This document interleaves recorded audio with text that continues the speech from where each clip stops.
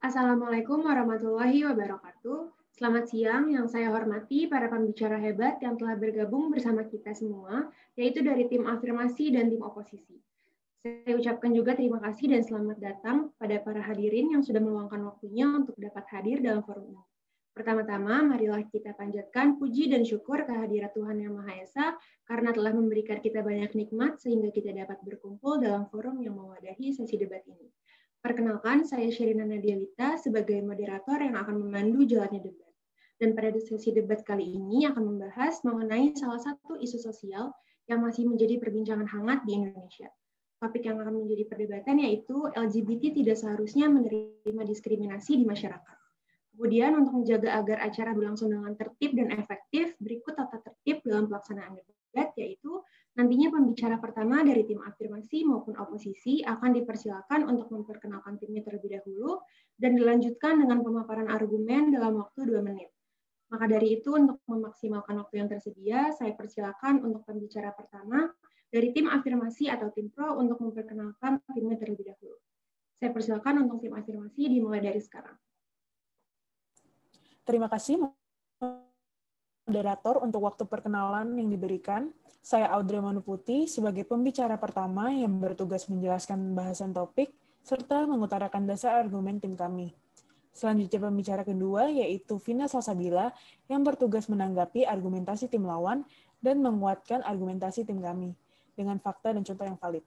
Terakhir adalah Kanita Putri sebagai pembicara ketiga yang bertugas untuk menanggapi argumentasi tim kontra, memperkuat argumentasi tim kami, dan menyimpulkan pernyataan pembicara 1 dan 2. Kami bertiga akan merepresentasikan diri sebagai tim pro. Baik, terima kasih.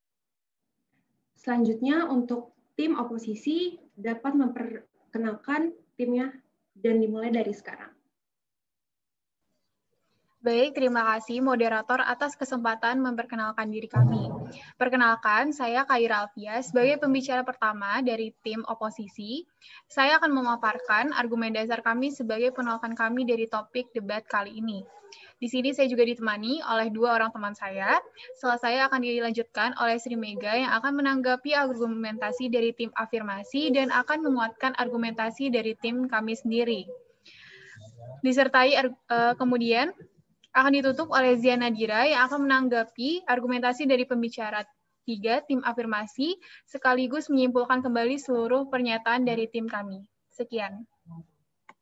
Baik, setelah kita mendengarkan perkenalan dari masing-masing tim, baik dari tim afirmasi maupun oposisi, selanjutnya mari kita dengarkan argumen dari pembicara pertama, tim afirmasi. Saya persilakan 2 menit dari sekarang. Terima kasih kepada moderator atas kesempatan yang diberikan. Selamat siang bagi tim lawan dan hadirin sekalian.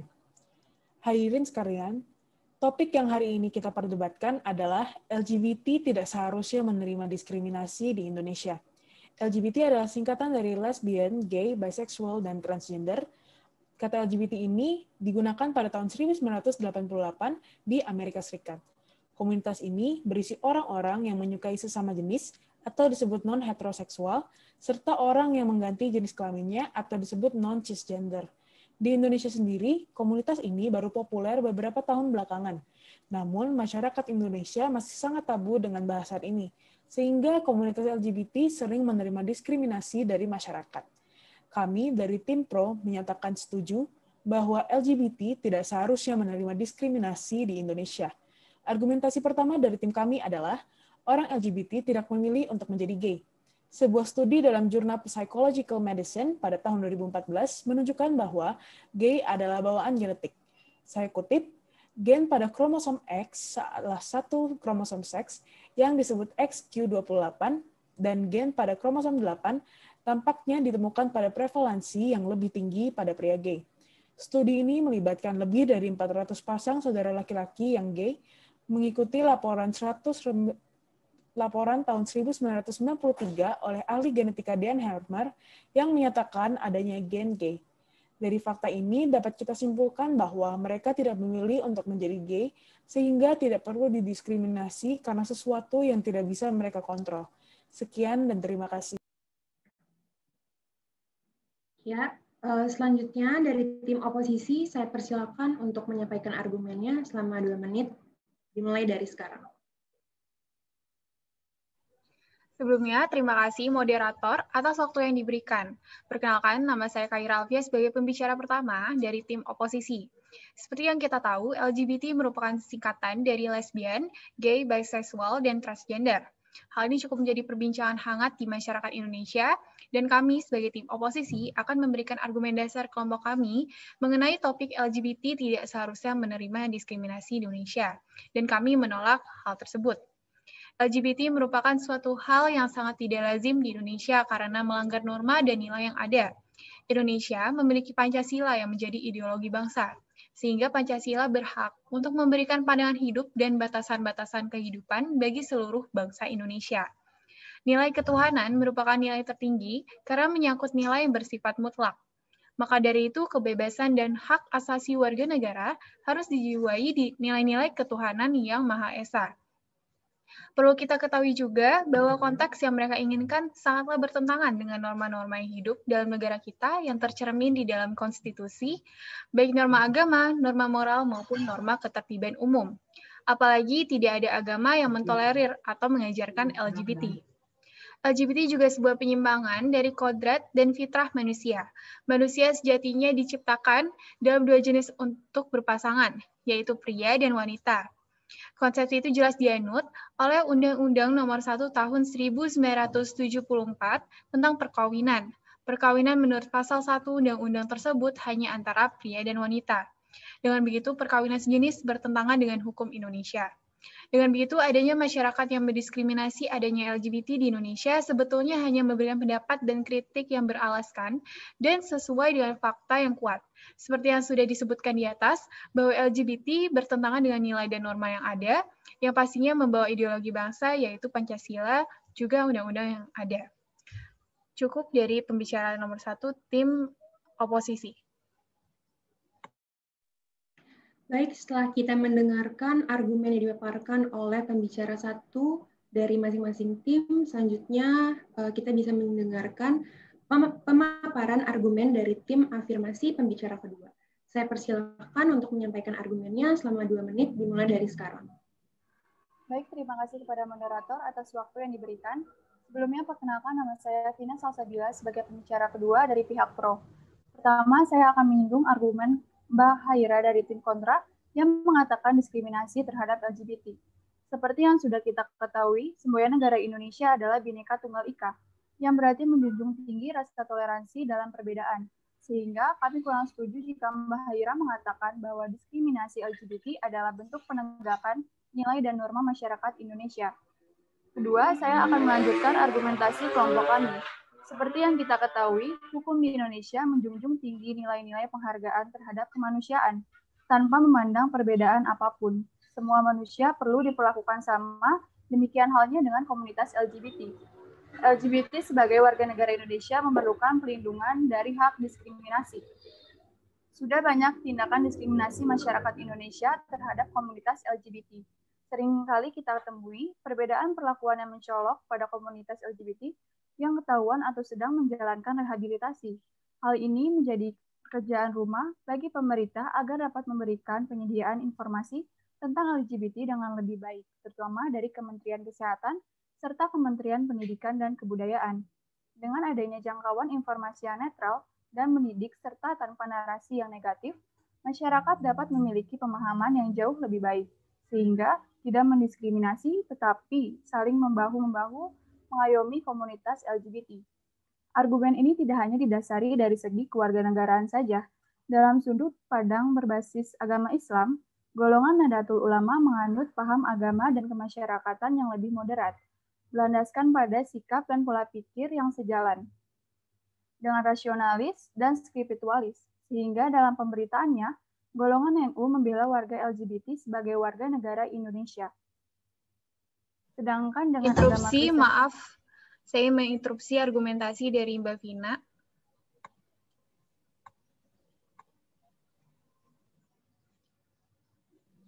Untuk interupsi diberikan waktu 1 menit dimulai dari sekarang. Baik, tadi disebutkan bahwa golongan NU membela warga LGBT sebagai warga negara Indonesia. Apakah ada aspek yang membatasi hal tersebut? Terima kasih. Ya, baik. Terima kasih kepada Mbak Haira. Saya akan menjawab. Jadi di sini tuh maksud Nahdlatul Ulama itu dalam menganut ideologi, karena Indonesia menganut ideologi paham humanis yang di dalamnya meletakkan nilai-nilai kemanusiaan, sehingga semuanya tuh harus berdasarkan kemanusiaan, aspek kemanusiaan, tidak ada perbedaan antara kaum LGBT. Seperti itu. Terima kasih. Untuk tim afirmasi masih memiliki waktu sekitar 20 menit untuk melanjutkan argumennya. Silakan. Baik. Sedangkan dalam agama Kristen sendiri, diskriminasi terhadap kaum LGBT tidak pernah dibenarkan. Terhadap salah satu ayat yang membahas tentang kedudukan manusia, dengan dasar ayat ini, banyak tokoh agama Kristen menyatakan bahwa komunitas LGBT dilindungi haknya sebagai manusia dan perlu dirangkul bersama-sama dengan cara yang baik untuk dibawa ke jalan yang benar. Sekian dan terima kasih.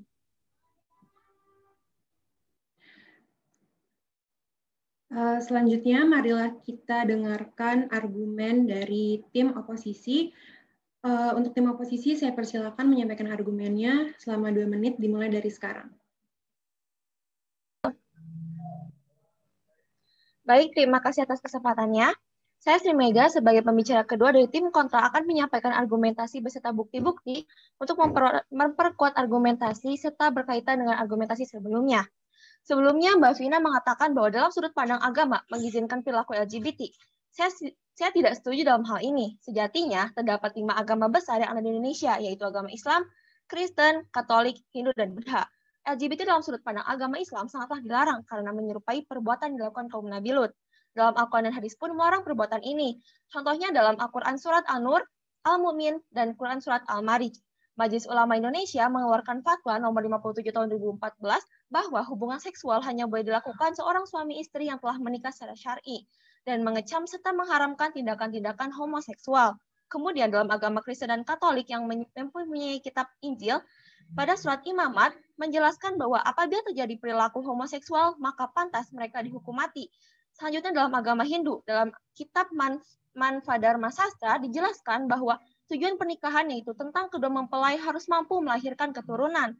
Selanjutnya dalam agama Buddha terdapat Pancasila Buddhisila ketiga yaitu menghindari perilaku seksual dan perzinahan karena perilaku tersebut melanggar hukum-hukum pernikahan dan perilaku itu tidak tergolong sangatlah tidak wajar. Hal tersebut terbukti bahwa agama-agama di Indonesia tidak mengizinkan perilaku LGBT ini. Dalam kaitan kesehatan pun, LGBT termasuk ke dalam perilaku seks yang tidak sehat karena dapat berpotensi terkena penyakit mematikan HIV atau AIDS. Dengan argumentasi yang telah saya sampaikan, sekali lagi saya tegaskan bahwa kami dari tim kontra sangat-sangat tidak setuju dengan mosi yang kita perdebatkan kali ini. LGBT harus tetap dipisahkan dari masyarakat karena sangat melanggar norma, nilai agama, dan bahkan membahayakan kesehatan. Sekian dan terima kasih. Setelah kita mendengarkan beberapa argumen, mari kita lanjutkan dengan pembicara ketiga dari tim afirmasi. Saya persilahkan untuk menyampaikan argumennya selama 2 menit, dimulai dari sekarang. Baik, terima kasih atas kesempatannya. Saya adalah Kanita Putri, sebagai pembicara ketiga dari tim afirmasi LGBT. Saya tidak setuju dengan pernyataan Mbak Sri Mega terhadap pernyataan LGBT harus tetap dipisahkan dari masyarakat karena sesuai dengan nilai dan norma. Karena sesungguhnya LGBT merupakan salah satu perwujudan dari hak asasi manusia dan setiap orang memiliki hak untuk mencintai siapapun. Seperti pada tahun 2011, Dewan Hak Asasi Manusia PBB mengeluarkan resolusi pertama tentang pengakuan atas hak-hak LGBT yang diikuti dengan laporan dari Komisi Hak Asasi Manusia PBB yang mendokumentasikan pelanggaran hak-hak dari orang-orang LGBT, termasuk kejahatan kebencian, kriminalisasi homoseksualitas, dan diskriminasi. Menindaklanjuti laporan tersebut, Komisi Hak Asasi Manusia PBB mendesak semua negara untuk memberlakukan hukum yang melindungi hak-hak LGBT. Dasar aturan yang digunakan oleh PBB adalah dalam perspektif Universal Declaration of Human Rights atau Deklarasi Universal Hak-Hak Asasi Manusia.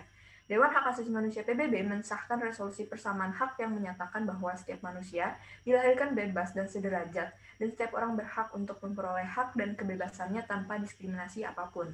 Saya tegaskan sekali lagi, sebagaimana aturan ini diharapkan dapat dilaksanakan di semua negara karena sudah hak kita sebagai manusia untuk mencintai seseorang dan negara tidak ada hak untuk mengatur kehidupan asasi manusia. Sekian. Selanjutnya, mari kita dengarkan pembicara ketiga dari tim oposisi. Saya persilakan untuk menyampaikan argumennya selama 2 menit, dimulai dari sekarang. Baik, terima kasih atas kesempatannya. Saya Zia Nadira, selaku pembicara ketiga dari tim kontra. Saya tidak setuju dengan pernyataan Adela, karena menurut saya, LGBT merupakan suatu hal yang sangat tidak bisa dimaklumi oleh masyarakat karena sangat bertentangan dengan kebiasaan yang ada di Indonesia. Tentunya, hal ini juga dapat memberikan contoh yang tidak baik terhadap generasi muda. Seperti yang kita ketahui, bahwa generasi muda sangat rentan terpengaruh oleh suatu hal karena masih terdapat sifat labil dalam dirinya. LGBT ini dapat dengan mudahnya memberikan pengaruh dan contoh terhadap generasi muda. Semakin banyaknya kaum LGBT di Indonesia, maka akan semakin bertambah pula rasa penasaran seseorang akan hal tersebut.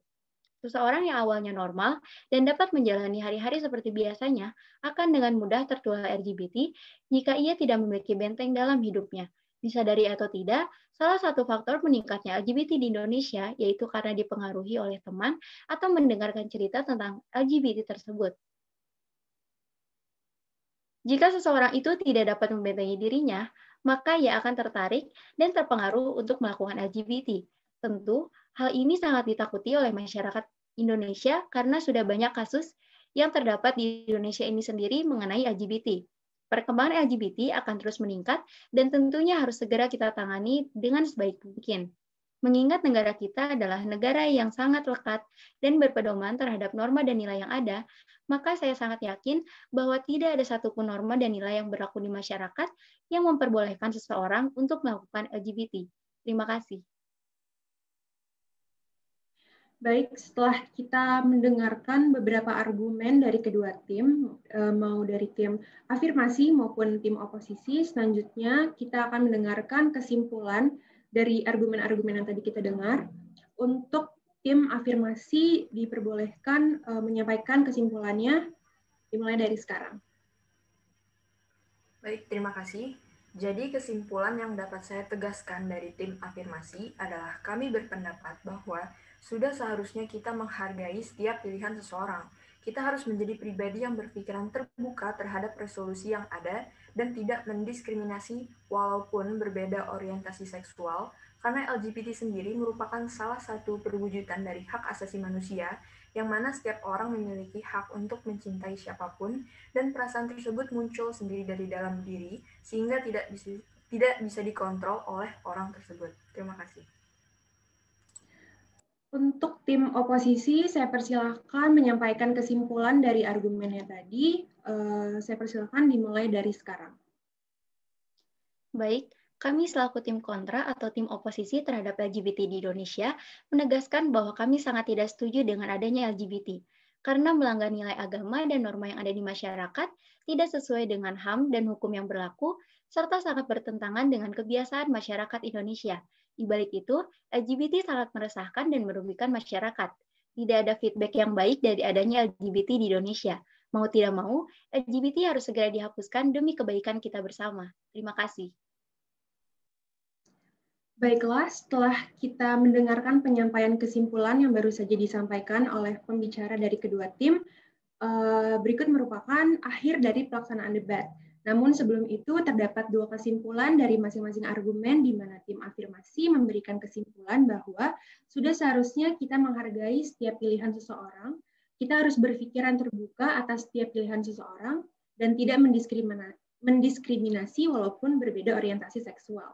Karena LGBT merupakan salah satu perwujudan dari HAM, dan dari tim oposisi menyampaikan kesimpulan bahwa LGBT melanggar nilai agama dan norma yang ada di masyarakat dan tidak sesuai dengan HAM dan hukum yang berlaku, serta sangat bertentangan dengan kebiasaan masyarakat di Indonesia.